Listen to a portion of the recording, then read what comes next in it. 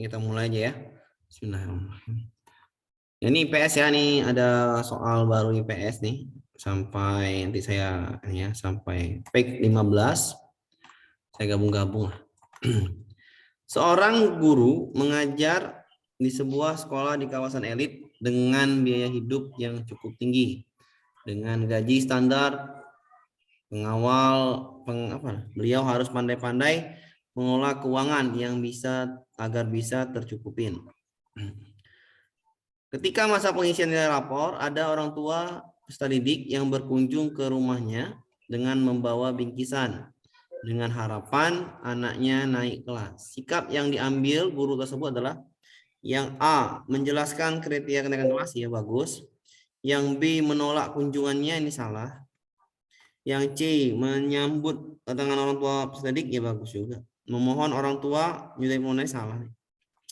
Mengalihkan pembicaraan dengan tema lainnya, salah juga. Tinggal ini ya, A sama C. Ya paling tepat kalau guru itu datang adalah menjelaskan kriteria kenaikan dengan jelas agar tidak terjadi yang namanya salah pahaman. Jawabannya A ya? Iya, Pak. Gampang, IPS itu gampang. Yang sulit cuma yang ini nih. Nah, enggak suka. Siap, Pak. Oke, lanjut ya nih. Lanjut. Lanjut ya. Tahap-tahap penelitian sejarah. Oke. Ini pahamin dulu, saya mute dulu nih biar supaya paham tahap-tahap penelitian sejarah. Oke, tahap-tahap penelitian sejarah itu ada 4. Yang pertama itu tahap heuristik, ya, heuristik. Ya. Contohnya gimana, Pak? Contohnya sederhana seperti ini. Ibu dapat atau bapak-bapak atau ibu-ibu misalnya ke tempat wisata, misalnya wisata di pantai atau di yang dekat dengan daerah kuno misalnya. Di situ ibu berjalan dapat batu atau dapat perkakas kuno atau dapat yang namanya koin kuno atau dapat lagi yang namanya sumber jalan pintas atau ya rupa namanya prasasti kuno. Nah, jadi ibu dapat itu.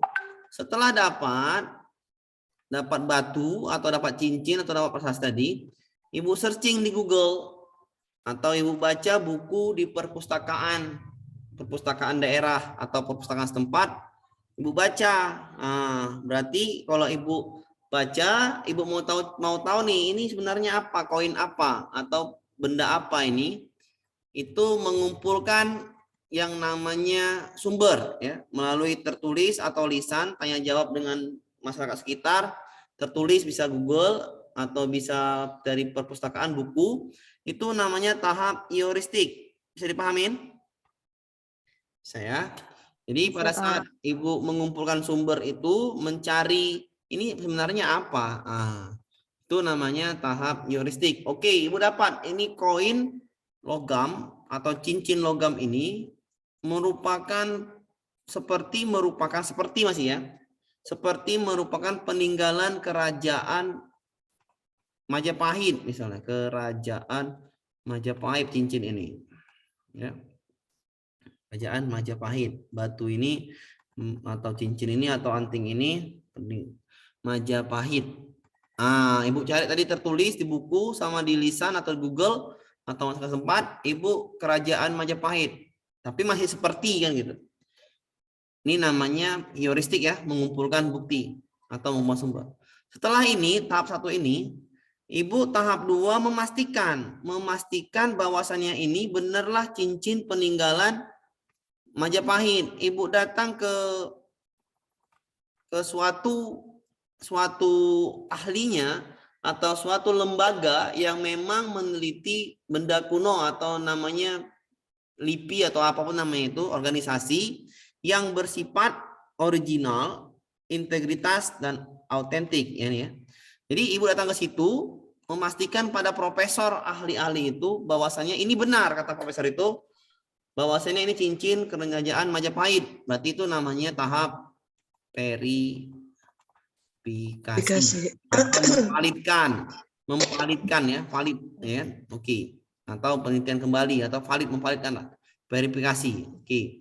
Sudah Ibu tahu tadi, sudah Ibu nengok Google atau nengok baca buku, Ibu validkan, dapat Ibu tadi atau Bapak tadi, bahwasanya cincin ini adalah peninggalan kerajaan Majapahit. Dan benar kata profesor itu juga benar, verifikasinya atau lembaga yang meneliti benda kuno juga menyatakan benar bahwasannya kerajaan itu peninggalan kerajaan Majapahit. Yang ketiga, Ibu ceritakan ke media massa atau Ibu ceritakan diwawancarai oleh wartawan atau Ibu ceritakan ke keluarga Ibu atau Ibu ceritakan kepada teman-teman Ibu pahami namanya deskripsi atau objektif atau selektif, itu namanya penafsiran Ibu dari mengumpulkan sumber sejarah atau memverifikasinya juga, itu namanya penafsiran. Penafsiran Ibu cerita. Penafsiran Ibu cerita ke teman-teman Ibu cerita ke mana-mana lah bahwasanya cincin ini adalah peninggalan kerajaan Majapahit. Itu namanya penafsiran atau interpretasi. Setelah itu Ibu buatlah tulisannya atau Ibu buat tulisannya di blogger. Kalau zaman dulu namanya blogger, kalau zaman sekarang namanya apa ya? TikTok gitu. Blogger lah, tulisan di koran ya, di koran setempat, di koran atau di blogger atau di namanya media online. Ibu tuliskan, Ibu tulis itu namanya historiografi. Sampai sini bisa dipahamin? Bisa dipahamin? Bisa. Oke. Kita bahas soalnya. Nama Sistus Kumir makin banyak dikenal orang setelah adanya temuan 3 kerangka manusia pada awal bulan lalu. 1 kerangka masih utuh, diberitakan sebelumnya antropologi forensik dan Universitas Airlangga Dr. Toetik Karbea yang terlibat dalam penelitian mengatakan kerangka tersebut berjenis kelamin perempuan. Usianya sekitar 20 sampai 30 tahun dan tingginya sekitar 141 sampai 153 cm. Nah, berdasarkan alinea di atas, maka kesimpulan ahli didasarkan langkah metode penelitian, yakni kesimpulan ahli.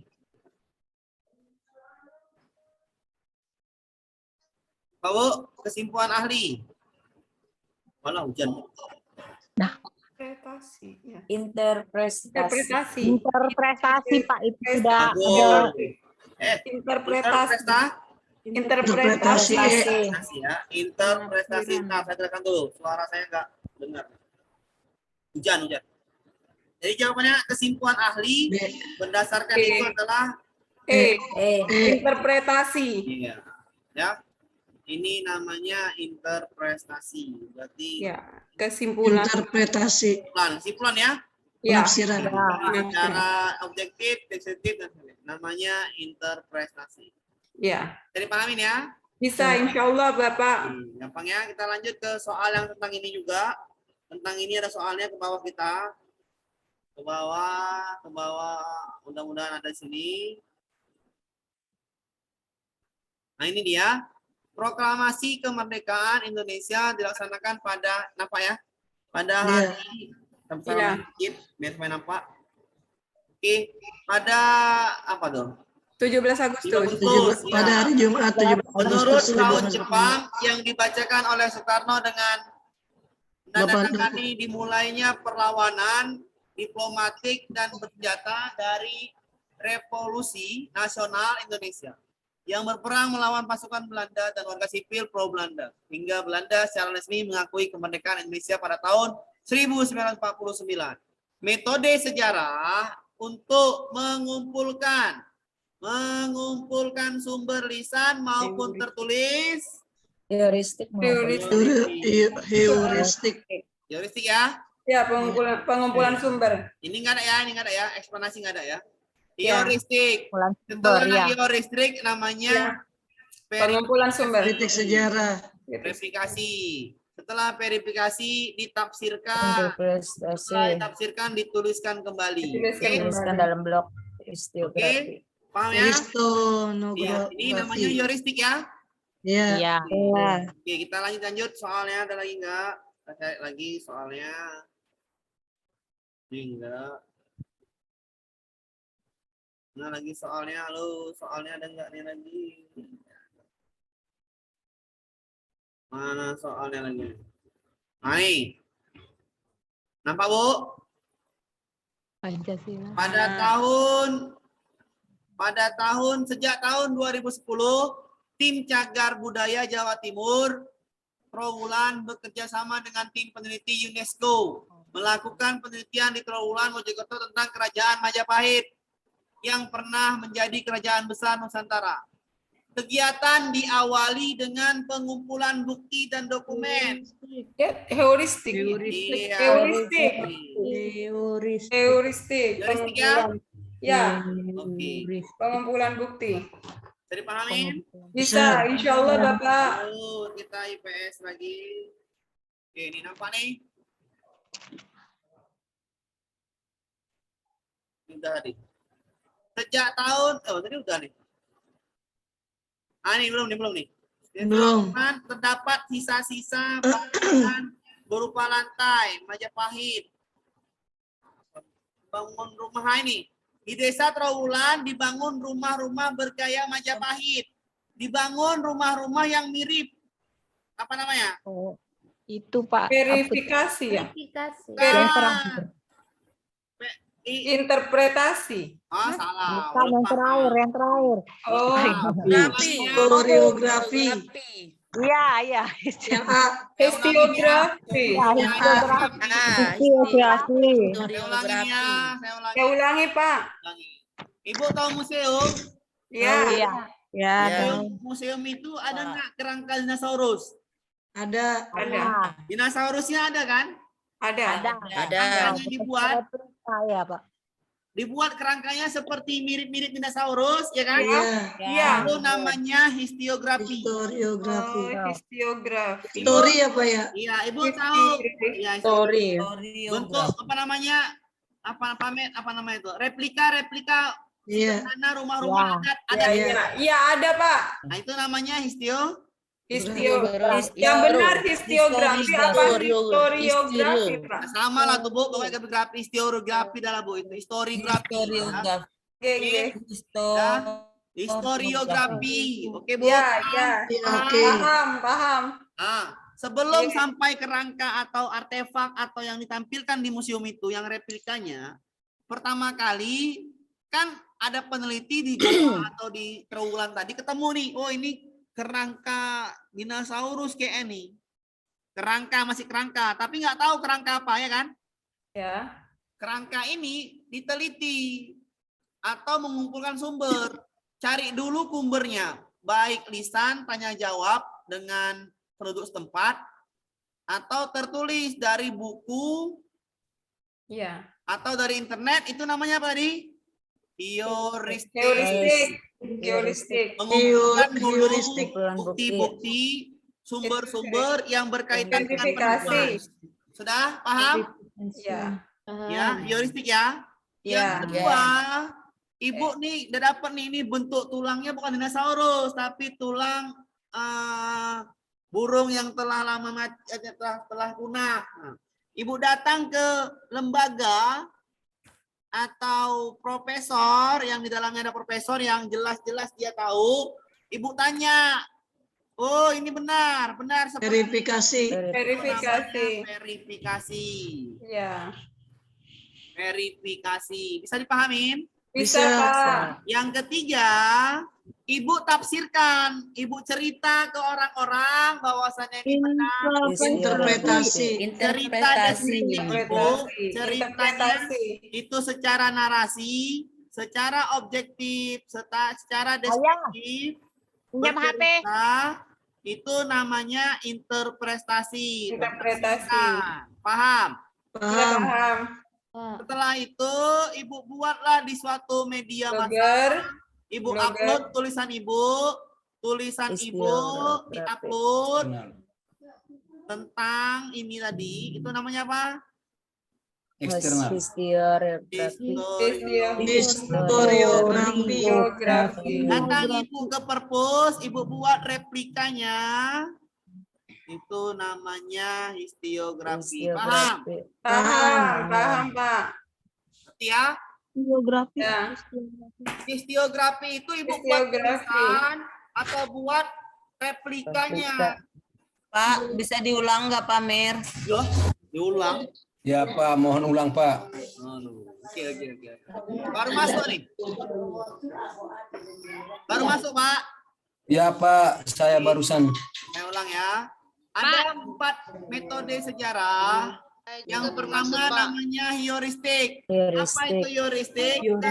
Mengumpulkan data secara Ya, lisan dan saya tertulis. mau dulu yang lain biar paham.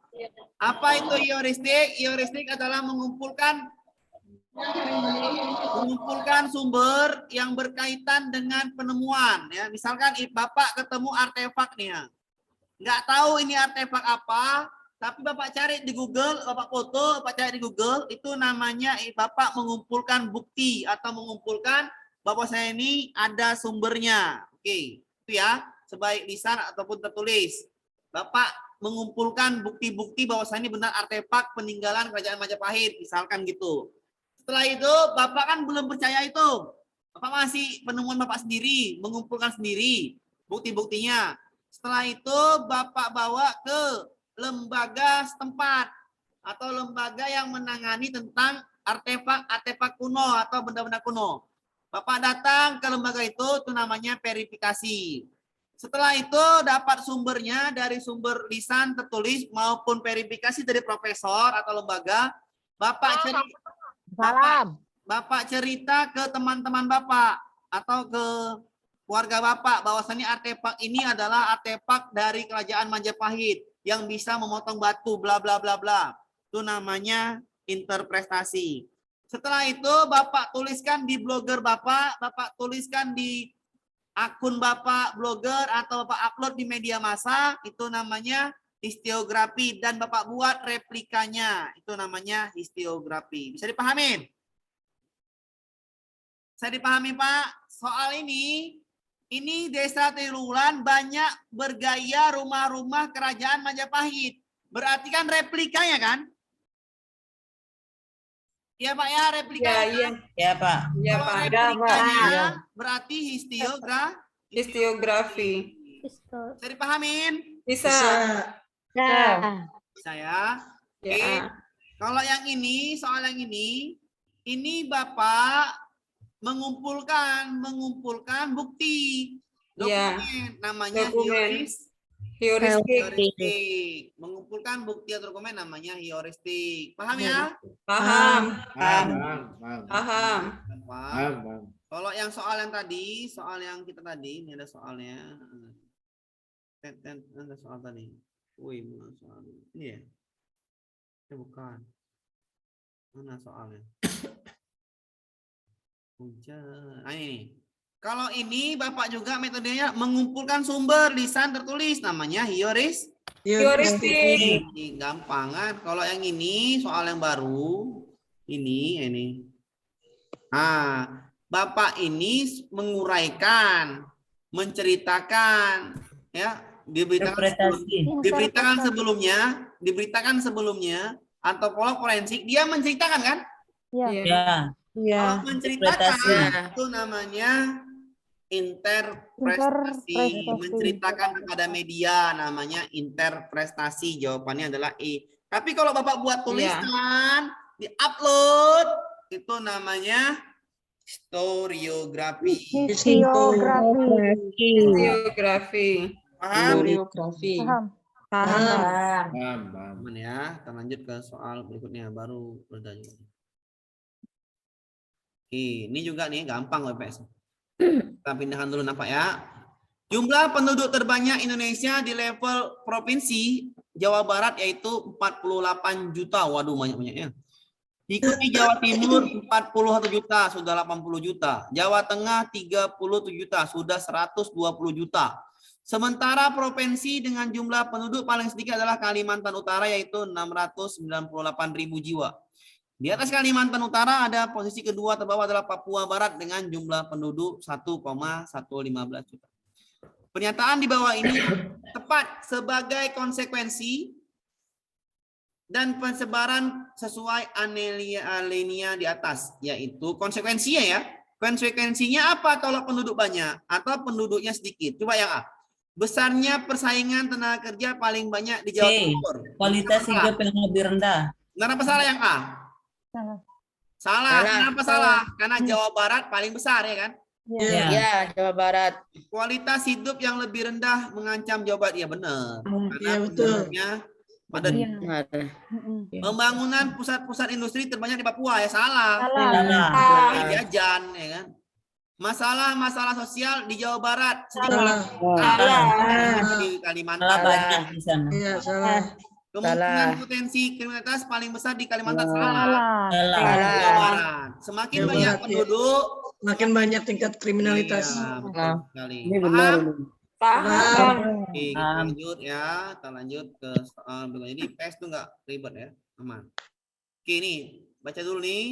Dulu setiap 1 bulan sekali Pak Tarno ingin rutin pergi ke laboratorium untuk memeriksa kadar kolesterol dan gula dalam tubuhnya.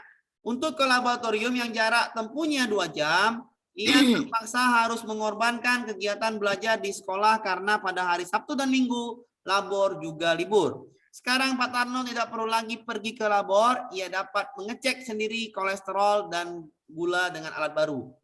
Dari alinea tersebut merupakan bukti perkembangan ilmu pengetahuan teknologi mampu membawa dampak yakni sesuai dengan alinea ya.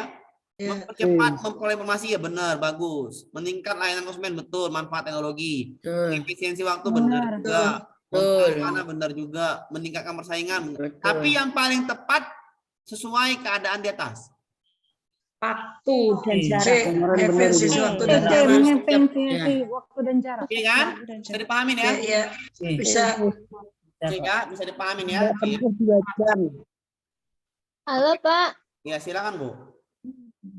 kenapa jawabannya C Pak? Iya. Kan memerlukan waktu. Betul, Keterangan waktu. Keterangan waktu.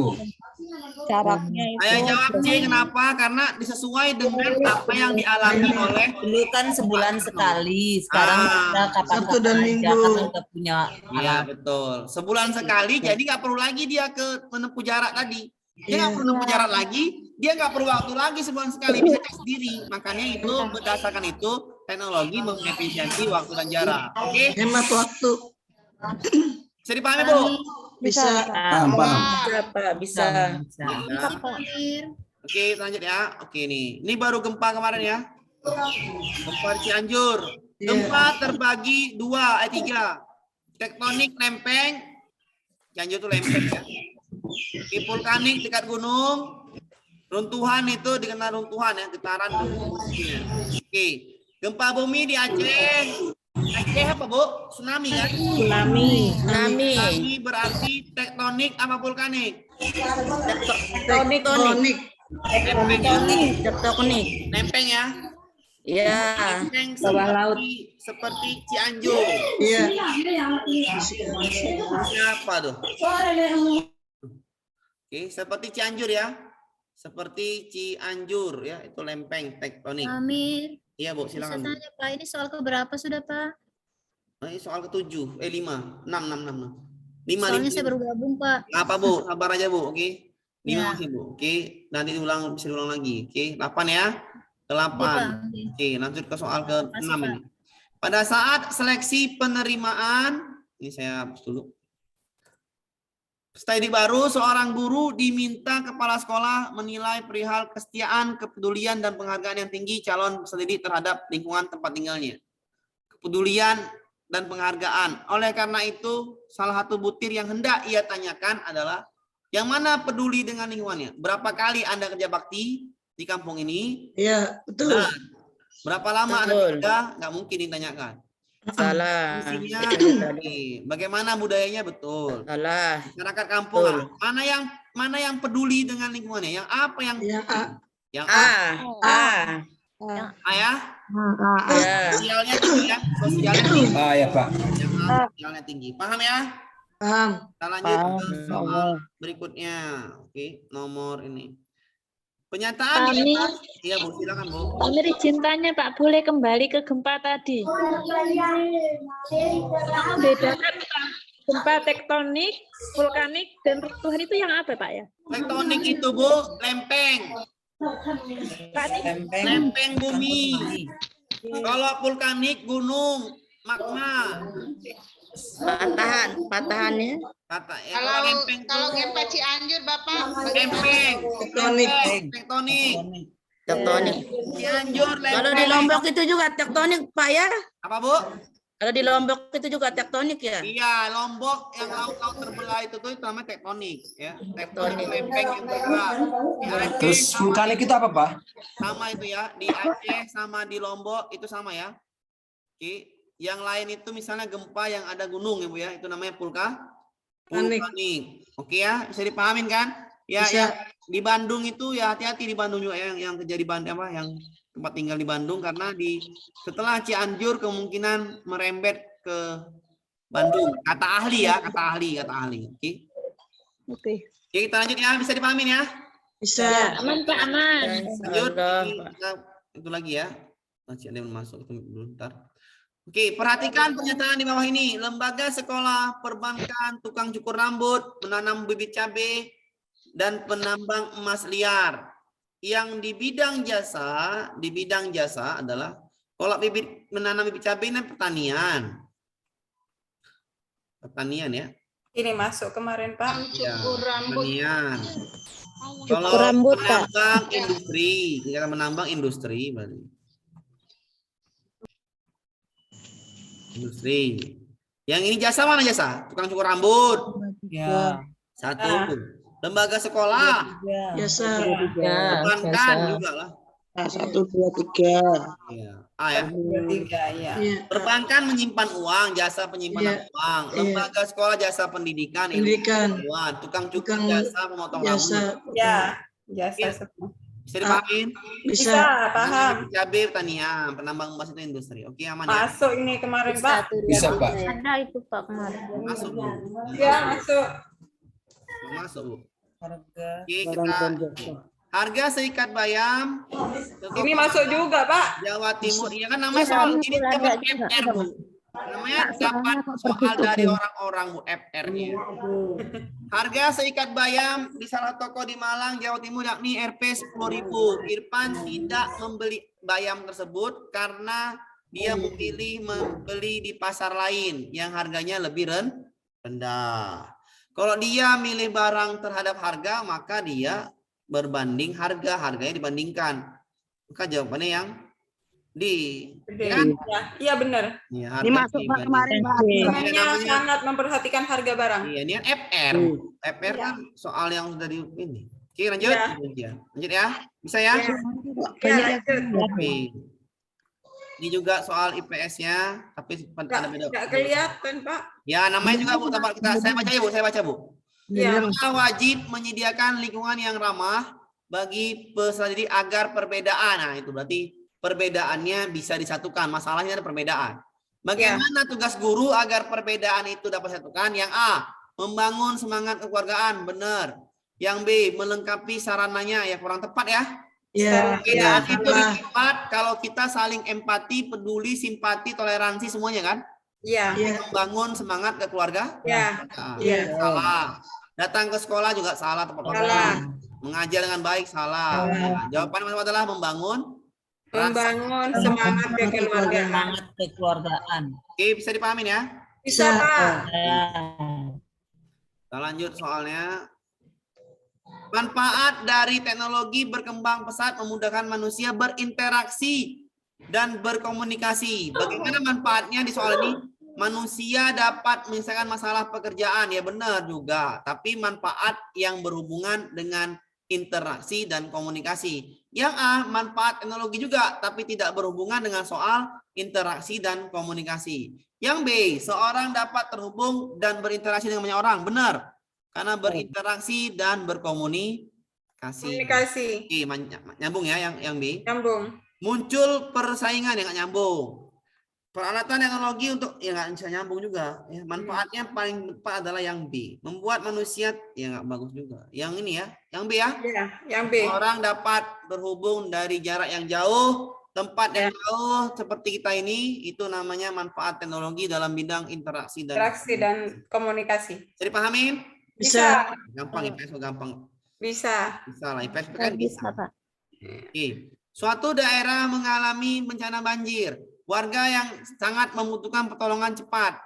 Seorang guru di daerah itu mengajak perilaku rela berkorban. Apa arti rela berkorban? Dia mengeluarkan sesuatu tanpa ada masalah atau tanpa ada memang untuk ya rela berkorban. Mengorbankan suatu barangnya dengan ikhlas. Iya, Pak. Yang mana yang berkorban dengan ikhlas ini? Yang memberikan sesuatu. Iya, donasi. Ya, betul. Jawabannya ada E ya. Ya, Memberikan donasi. donasi. Artinya dia rela berkorban, uangnya itu hilang atau uang itu disumbangkan. Iya. Artinya rela berkorban. Ya, Bisa betul, dipahami? Bang. Baca lagi. Bisa Bisa. Bisa, Pak. rela berkorban artinya mengikhlaskan apa yang dia Iya. miliki. Mengikhlaskan. Cuman E kan? Ya, Pak. Ya, Iya. Pak. Itu perilaku rela berkorban. Oke, lanjut Iya. ya. Lanjut. Lanjut. Sampai yang soal IPS sampai yang bawah-bawah sampai soal bahasa. Oke, yang ini Indonesia termasuk negara agraris, namun demikian menekuni dan bekerja pada sektor bidang pertanian masih sebagai profesi yang tidak menarik bagi generasi muda. Ya, jadi profesi pertanian ini perikanan tidak menarik bagi generasi muda. Sebagai seorang guru, bagaimana cara kita untuk menghadapi fenomena ini, kepedulian kita untuk menghadapi fenomena ini dalam pembelajaran di sekolah. Bahwasannya kalau biar supaya pertanian dan perikanan itu bisa maju, maka di sekolah wajib ada seperti itu kan. Jadi maka nih yang paling penting adalah menciptakan positif atau statement-statement positif agar petani sama sektor perikanan ini dapat diterima dengan baik oleh generasi muda. Saya jawab yang A. Pentingnya mata pencarian petani bagi bangsa. Melakukan penyuluhan, ya mungkin penyuluhan ngapain?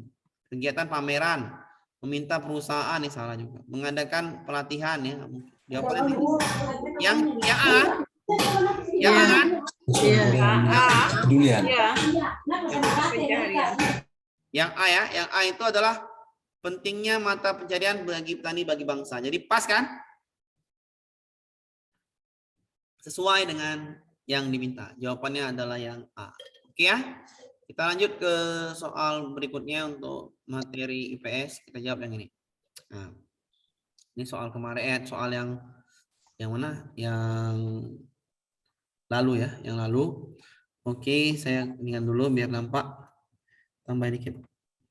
Nah, oke. Globalisasi, ini dari Mbak ini.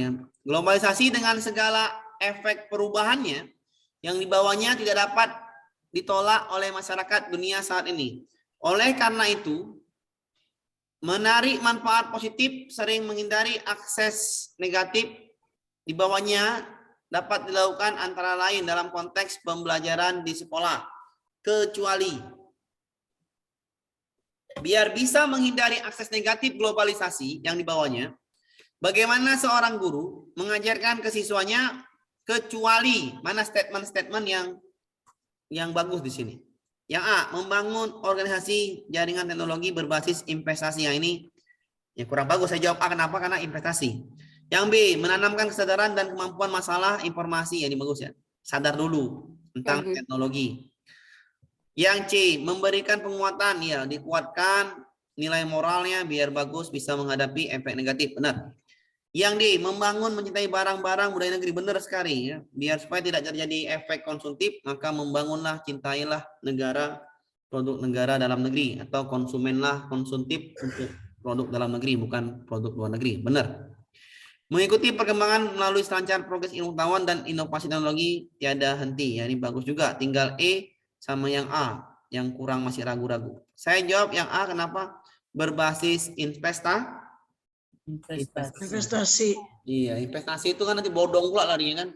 Karena saya jawab itu A. Silahkan dipahami, tinggal E sama A ya. Tinggal E sama A, diskusi aja. Cuman diskusi aja, nggak usah pusing-pusing. Saya jawabnya A. Kenapa? Karena investasi, ya investasi masa ya bahaya investasi Bu ya. Iya, bahaya. Bahaya di dalam pendidikan pula, ya kan nggak cocok. Oke, paham Bu? Ya, Lanjut. paham. Lanjut. Paham. Lanjut ke soal berikutnya. Ya. Oke, soal nih. Ini sudah saya jawab Bu ya. Nah, iptek ini Pak, masuk juga. Perkembangan iptek semakin maju telah memberikan manfaat besar bagi kehidupan masyarakat secara global. Apa dampak positif perkembangan iptek bagi kehidupan bangsa dan negara dalam konteks percaturan global? A. Menambahkan yang percaturan global itu adalah antar negara antar bangsa kan gitu. Percaturan global berarti kemudahan kerjasama dalam bidang pendidikan antar bangsa semakin maju. Apa kerjasama antar negara di berbagai bidang semakin mudah dan berkualitas? Itu arti dari konteks percaturan global. Kalau yang A salah lah, menambahnya kan terapan secara global, merambahnya pengetahuan, merambahnya terapan secara global. Yang B kemudian bangsa dan negara Indonesia ini dalam konteks yang global. Yang saya jawab B sama C Bu ya, tinggal B sama C. Persaingan antar negara semakin maju salah. Kemudahan komunikasi antar negara semakin maju. Komunikasi dan transportasi antar negara. Dampak positif bagi kehidupan bangsa negara dalam konteks percaturan global. Baca lagi Bu, ini tinggal ini. Tinggal yang ini B, C, D. Ya, kalau nggak salah nih. BC. Kemudahan antar BCE. bangsa, BCE, antar bangsa semakin maju. Apa kerjasama antar negara di berbagai bidang semakin mudah dan berkualitas, atau kemudahan berbagai apa arti global? B. C. C. Pak. D. Kemudahan komunikasi dan transportasi antar negara semakin maju. C. Yang saya yang C. C. Ilmu perkembangan iptek, ilmu pendidikan dan teknologi. C. Percaturan global, Pak. Percaturan global apa artinya? Antar negara. Iya. Negara Iya. atau bangsa? Antar negara. Antar negara. Bangsa. Bangsa. Kalau internasional, Iya, internasional termasuk internasional juga. global sama internasional artinya apa? Lebih luas global daripada internasional. Iya. Tapi sama. Antar bangsa. Kalau internasional itu antar negara, Bu. Iya. Oh. Salah satu ya, dapat ya. Kalau internasional B berarti B. itu artinya Internasional. ini kami dulu ya artinya antar Iya. Antar negara. negara. Antar negara. Kalau global Lebih besar. Mendunia. bangsa. Dunia. Antar bang. Antar bangsa. Bangsa. Oke, jawabannya antar bangsa. Berarti jawabannya adalah yang Antar negara. B, Bu. Internasional itu artinya antar negara. Percaturan global B artinya berarti ya. antar bangsa. Ya. Kata dulu, Bu. Nih ya. Kata kunci ini percaturan global itu dalam konteks percaturan global. Apa arti percaturan global? Global itu antar bangsa, internasional Antar bangsa. negara. Jadi jawabannya saya jawab B, antar bangsa. Oke? Antar Iya betul. Iya. Kami artinya ya. Oh, antar bangsa. Itu arti itu. Kalau B berarti di sini, Pak. B. Kemudahan dan kerjasama bidang Ya, pendidikan. B. B kan? Iya B. Lanjut, bisa dipahami? Lanjut. Bisa. Bisa. Ya, kita lanjut ke soal Pak, diulang sekali lagi, Pak. Masih kurang Ya. paham. konteksnya, Bu. Karena ini kan konteksnya. Saya ulang ya. Oke, konteksnya ini adalah kehidupan manfaat ilmu pengetahuan teknologi kehidupan bangsa dan negara Indonesia saat ini dalam konteks percaturan global. percaturan global, ada lagi percaturan internasional. Internasional itu antar negara artinya, global itu antar bangsa. Yang cari aja Bu yang antar bangsa, yang B kan? Ya, Oke? oke. Oke. Bisa? Bisa. Nih, tenang aja. Siapa? Lanjut. Antar negara, global, antar bangsa. Kita lanjut ke hapus dulu. Oke, kita lanjut ke soal ini. Pak Hasbi, ini udah. Pak Hasbi mengajak pesertanya untuk mengikuti parade dalam acara HUT kemerdekaan proklamasi RI yang bertemakan kepedulian generasi muda terhadap budaya bangsa. Ya, budaya, Bu ya. Bagaimana Pak Hasbi mengarahkan peserta didik agar ini berkaitan dengan budaya bangsa? Yang A, memakai pakaian dari berbagai daerah. Saya ini jawabannya karena budaya ya. Budaya. Yang B, membeli produk, salah kan? Ya, Berparodi montir, salah. Membawa ikat kepala nggak mungkin. Membawa makanan khas. ya. Tinggal yang E sama yang A. Kan Yang A. mau ikuti parade. Masa Parade. mau bawa makanan? Parade betul Yang pakaian. A. Pakaian. Ya. Pakaian. Pakaian. Pakaian. Pakaian dari berbagai daerah. Oke, Memakai pakaian dari berbagai Jangan. daerah. mudah kan? Oke Bu, lanjut. Iya. Lanjut. Nah, ini PS ya, kita lanjut.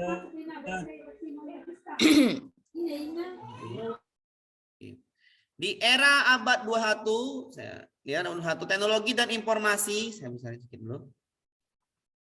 Di era abad 21 yang ditandai dengan kemajuan teknologi informasi dan komunikasi yang sangat pesat di abad 21, seharusnya dimanfaatkan sebagai peluang sekaligus persiapan diri untuk memfilter pengaruh negatif.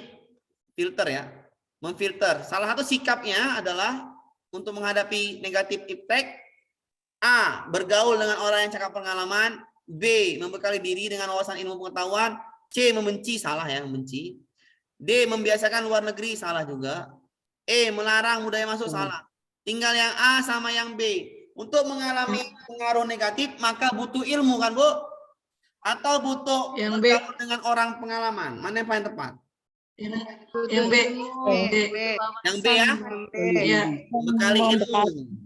Iya kan? Ilmu dulu. Ilmu dulu, betul sekali. Ilmu dulu. Jadi pahamin? Bisa. Lanjutkan. Ilmu dulu ya, ilmu dulu. Oke. Lanjut kita. Kewarganegaraan sedikit. Global merupakan bagian dari konten pendidikan kewarganegaraan dalam implementasi kurikulum sekolah, termasuk di tanah air saat ini.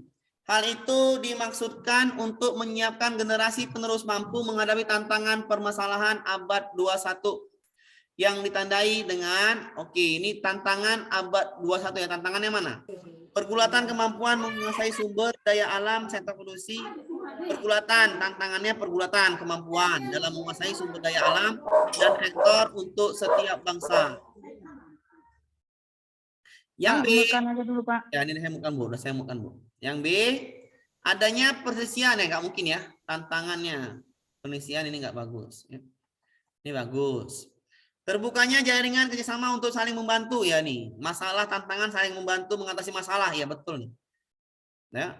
Yang D, loncatan kemajuan iptek yang mengabaikan nilai peradaban ya, tantangan juga betul. Kemakmuran sejumlah negara maju di Barat Utara ketertinggalan negara di wilayah selatan ini belum tentu. Tinggal A, C sama D karena ini mampu menghadapi tantangan, bagaimana menyiapkannya? Menyiapkan adalah terbukanya jaringan kerjasama untuk saling membantu ya. Karena biar supaya mereka itu saling bisa mengatasi masalah tantangan abad 21 maka saling membantu. Jawabannya yang C. Silakan Bapak Ibu diskusi dulu. Saya jawab C. Sudah benar belum jawabannya? Coba didiskusikan dulu.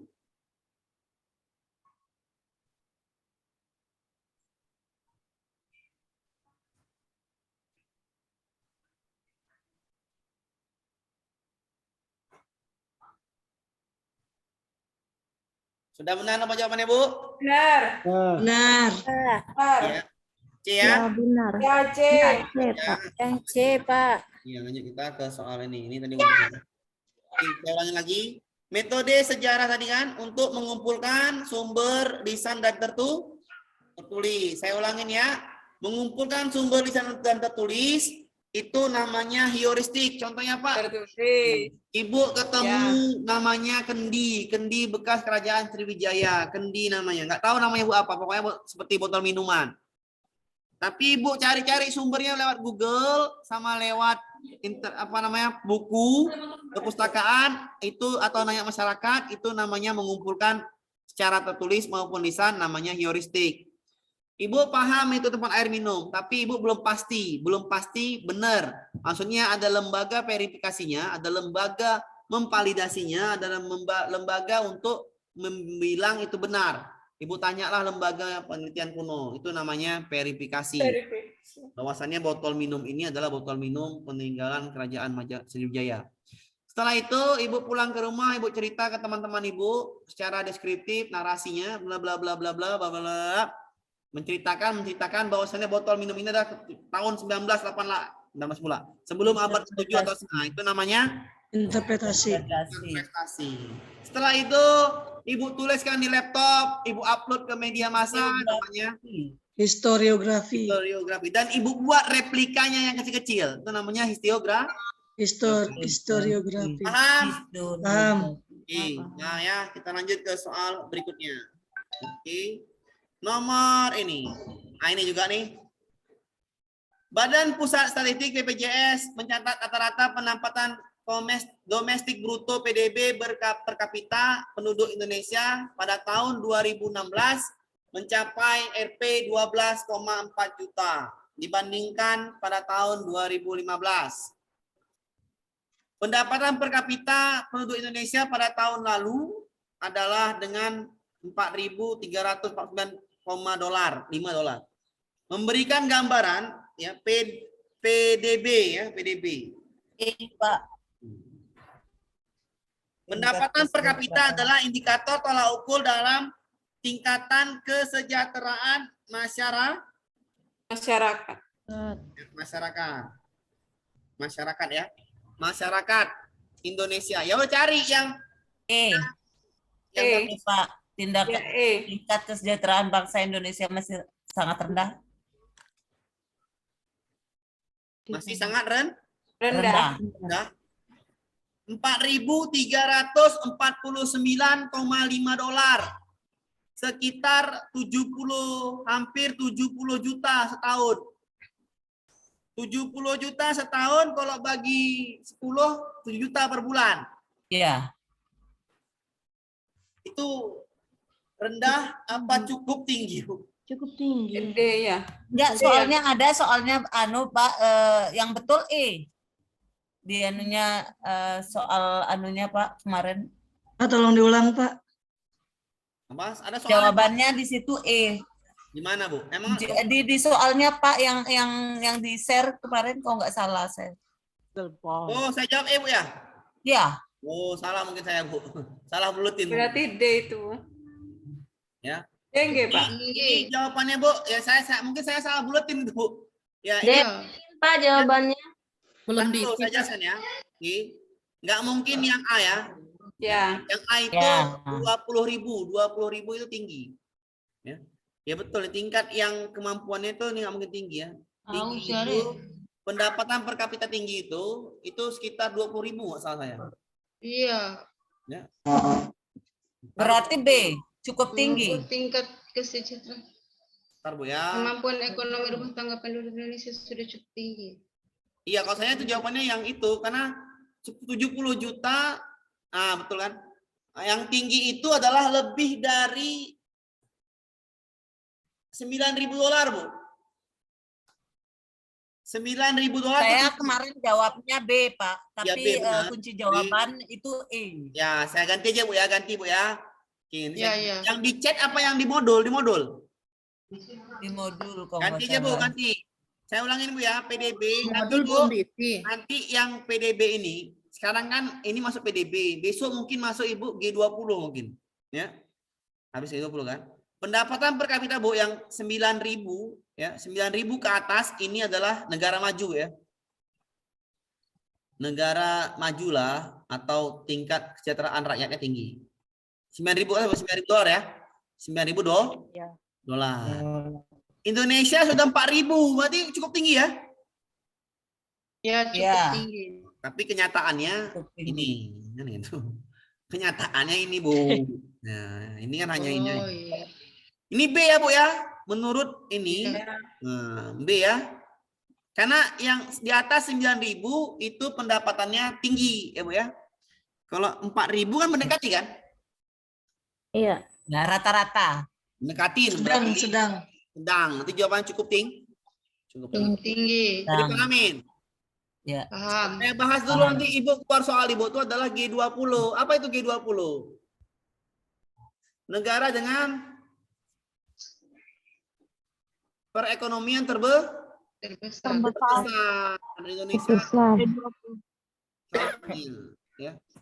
Berarti besok negara yang itu ada 20 negara. Jadi salah satunya ya. Ini tingkat tadi tuh Bu saya bilang. Indonesia saya mantap juga. Kalau Indonesia udah masuk negara G20, berarti Indonesia salah satu dengan PDB yang cukup tinggi.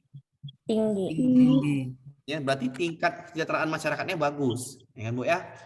Jadi besok soal Ibu mungkin masuk G20. Larinya sama juga, kemari juga larinya kan. PDB. Oke? Lanjut ya. Ingat ya, PDB di atas 9.000 dolar baru dia pendapatan tinggi. Oke, kita lanjut ke soal berikutnya. Mudah. Oke, ini saya hapus nih yang nyoret. Siapa yang nyoret nih?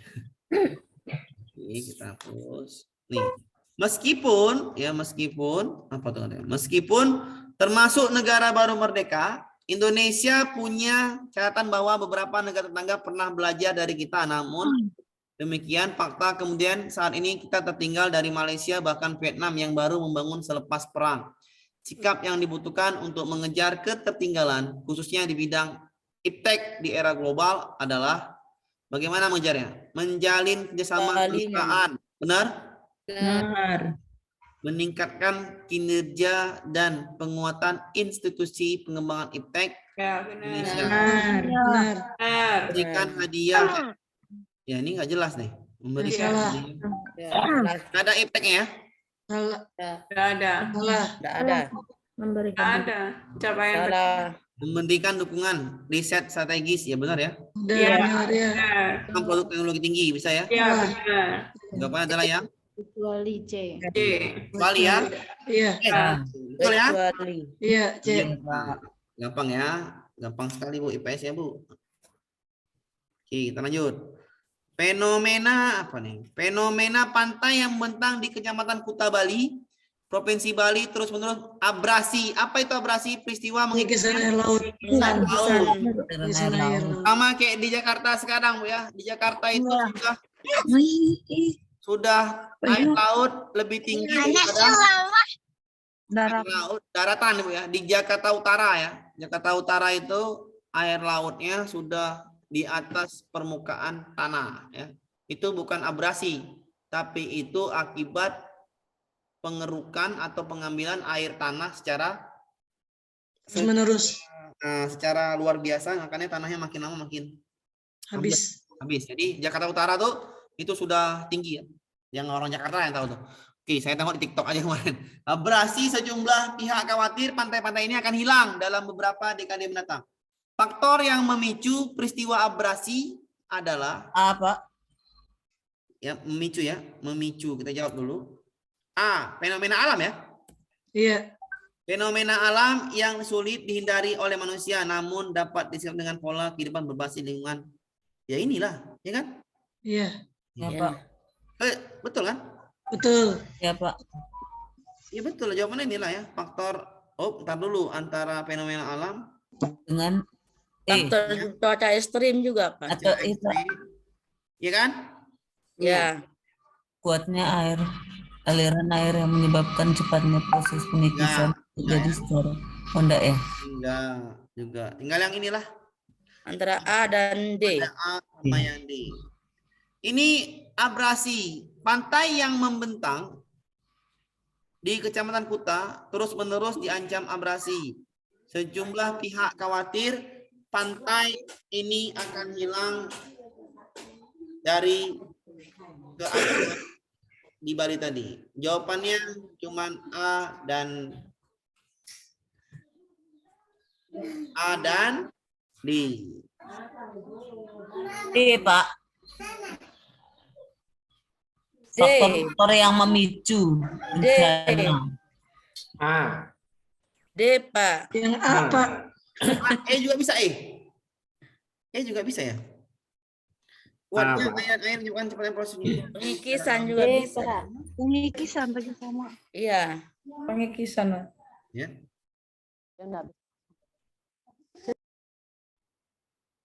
Kuatnya air. Ya, kalau saya jawab ini kan kalau seperti ini air laut ini kan sulit Ibu ya, sulit dipahami. Tinggal ini saya jawab ini faktor X nggak mungkin. Tinggal A, D sampai E. Coba dulu. Apa itu abrasi peristiwa pengisahan air laut? Air laut berarti ya peristiwanya tidak alam Bu ya. Iya. Ya. Fenomena alam ya kan? Fenomena alam. Faktor alam, kalau alam ini kan kayaknya manusia sulit ya. Sulit untuk menghindari. Namanya alam, kayak gempa kemarin kan? Iya. Alam. Kita sulit untuk menghindari kan? Iya, betul. Betul. Ayah? Iya. Oke, lanjut ya. Bisa dipahami ya? Abrasi ini alam ya? Iya. Oke, bisa dipahami ya? Oke, lanjut kita ke soal sedikit lagi nih IPS-nya. Oke. Nah, ini udah tahu nih. Udah kemarin nih ya, diskriminatif hak perempuan dibatasi. PPKN belum ya? PPKN belum ya? Belum. Oke, belum. PPKN-nya belum. Saya bentar dulu. Ini benar PPKN. Saya kasih tahu gambaran sedikit di sini. Ada tindakan stereotip, etnosentris, sama apa lagi nih? Silakan dulu. Diskriminasi, sedikit lagi. Rasisme. Oke. Rasisme. Saya kasih tahu Bu ya, Stereotip itu artinya melabelkan atau apa namanya tuh? Menandai, mengecap, ada capnya, ada stempelnya, misalkan Pak Amir suku Batak, orangnya keras, nah itu ngecap, ya Bu ya, ngecap Bu ya, oke, itu namanya pengecapan atau menstempel atau melabelkan, itu namanya stereotip, ya, oke, bisa dipahamin? Pak. Oke. Kalau etnosentris itu membanggakan sukunya dari suku lainnya. Misalnya kayak di kasus di Sampit. Sampit Bu ya? Ya. Itu kan? Itu etno itu salah satu suku meninggikan suku lainnya ya kan? Atau dia lebih tinggi sukunya. Ini apa ya itu namanya etno Bu ya? Ya. Etno ya. Itu etnosentris. Ya itu Sampit tuh, makanya merendahkan suku lain tuh nggak boleh kan Bu? Ya. Itu yang nggak boleh itu. Jadi kalau kita merendahkan suku lain tuh yang dia itu di Sampit tuh yang peristiwa terjadi itu kemarin tuh yang luar biasa. Karena merendahkan suku lain nggak boleh. Kita harus saling toleransi. Oke. Kemarin ada juga soal kan. Tindakan diskriminasi. Diskriminasi itu Bu artinya membatasi hak-hak suatu suku, suatu perorangan, suatu golongan, suatu jenis kelamin, membatasi hak-haknya. Hak Bu ya. Misalkan perempuan tak boleh bekerja di kantor. Itu namanya diskriminasi ya kan? Iya. Itu nggak boleh ya, itu namanya diskriminasi. Oke.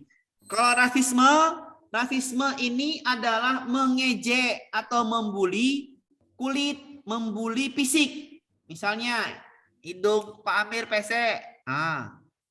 Misalnya kulit Pak Amir hitam. Nah, itu nggak boleh Bu, namanya Rasisme. Bisa dipahamin? Stereotip itu melabelkan, ada cap-capnya terhadap suatu suku golongan tertentu. Etnosentris membanggakan suku golongan tertentu. Diskriminasi membatasi hak-hak. Rasisme membuli fisiknya. Mengejek. Paham? Paham.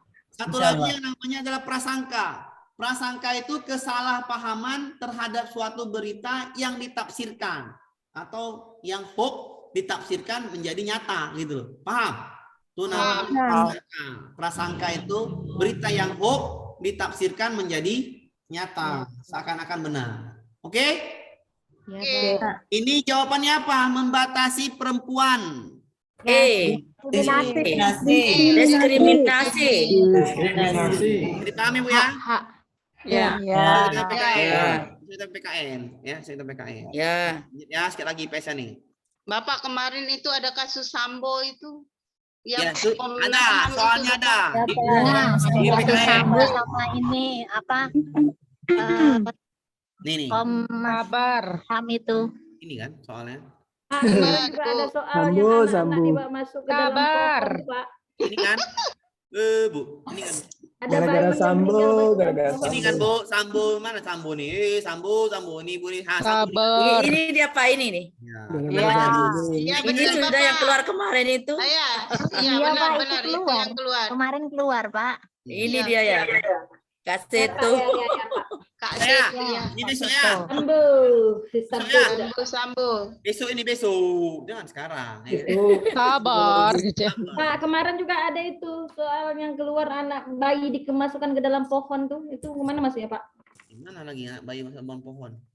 Bayi meninggal dimasukkan ke pohon. Iya. Pelan-pelan ya. Toraja. Toraja Pak Amir. Ya, Toraja. Ya, Kasus Sambo itu loh Pak. Ya, gimana maksudnya itu, Pak? Ingat Pak ya, besok ya. Besok. PKN, itu PKN. Besok ke PKN, oke Bu? Gampang itu Bu, tenang aja. Oke, kita lanjut ya. Iya, lanjut. Nih, karena jam 5 nanti ada saya nengok bola Bu, Argentina Arab Saudi Bu, ya kan? Jadi cepet-cepetan sedikit bahas ya. Ibu Sekar adalah produsen keripik tahu yang berusaha menekan biaya produksi sehingga menghasilkan barang dengan harga murah, namun tetap berkualitas. Sudahlah barangnya bagus, berkualitas pula, namun harganya tetap murah. Ibu Sekar mempertimbangkan daya beli masyarakat yang menurun. Bagaimana cara Ibu Sekar mengatasi solusinya, sedangkan masyarakat daya belinya nurun? Bagaimana mengatasinya? Pertanyaannya adalah, mengapa barang diproduksi salah ya? Salah. Bagaimana teknis? Ya. Iya, betul. Ya kan? Benar, ya.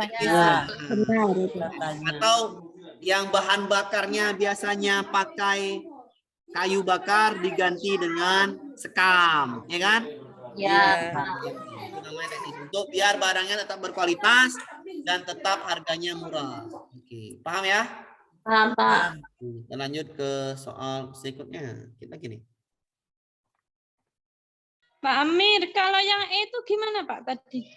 Untuk siapa barang diproduksi, ya ini kurang tepat.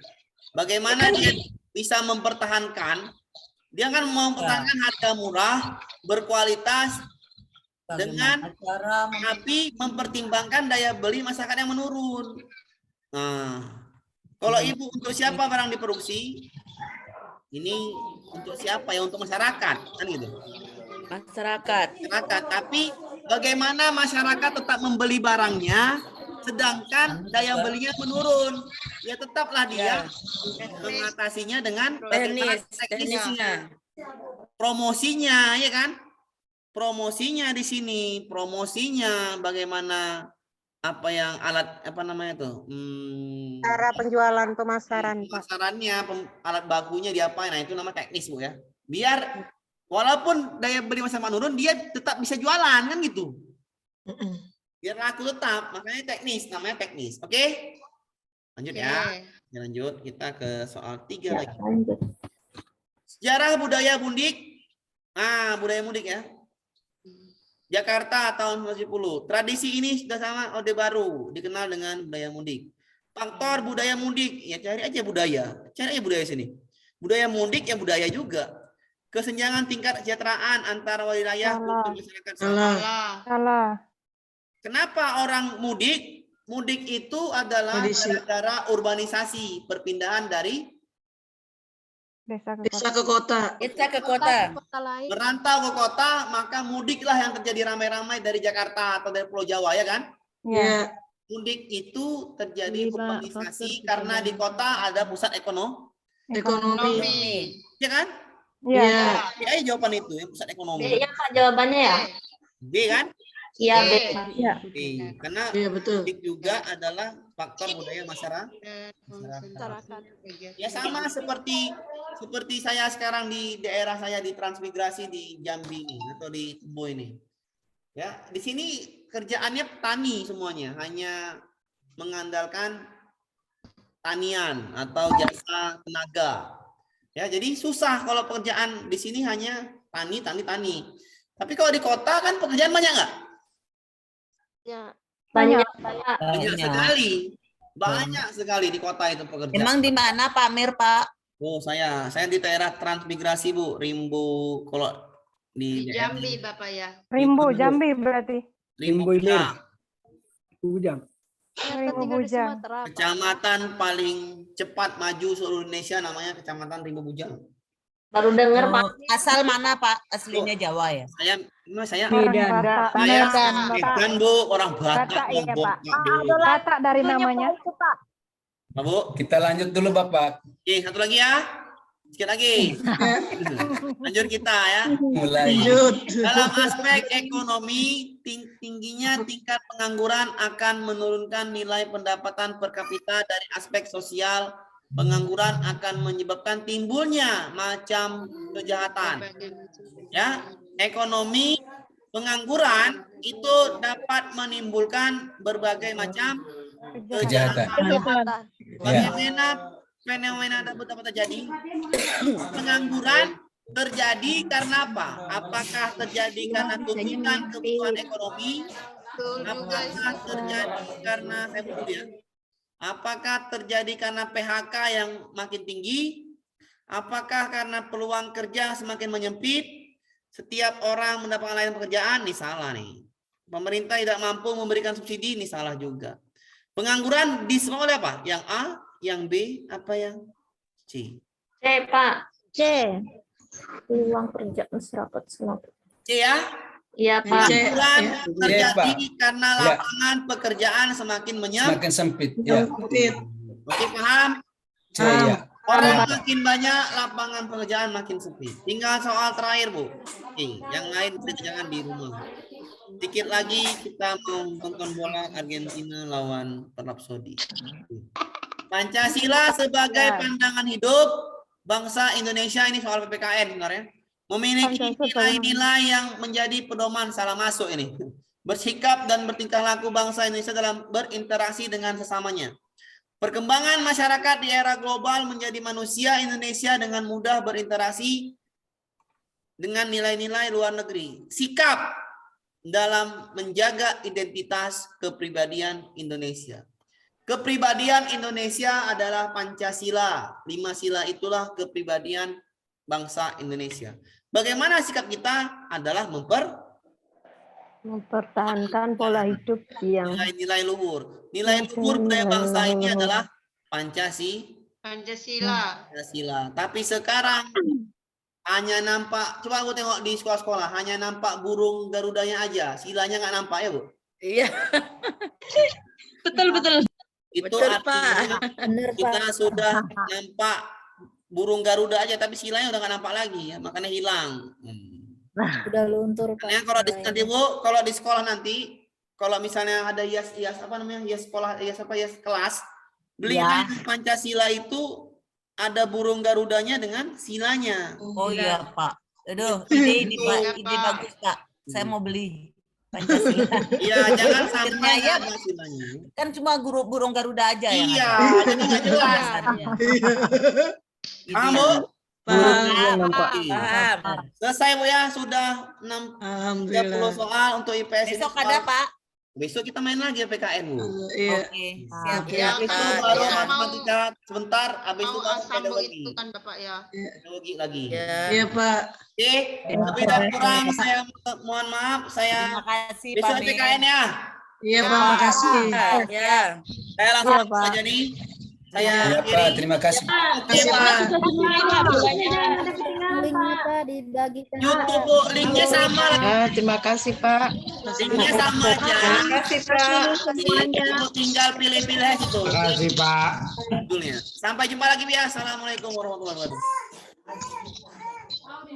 Terima kasih Pak. Iya, Terima kasih. Pak. Oke, sama-sama Pak. Sampai jumpa lagi.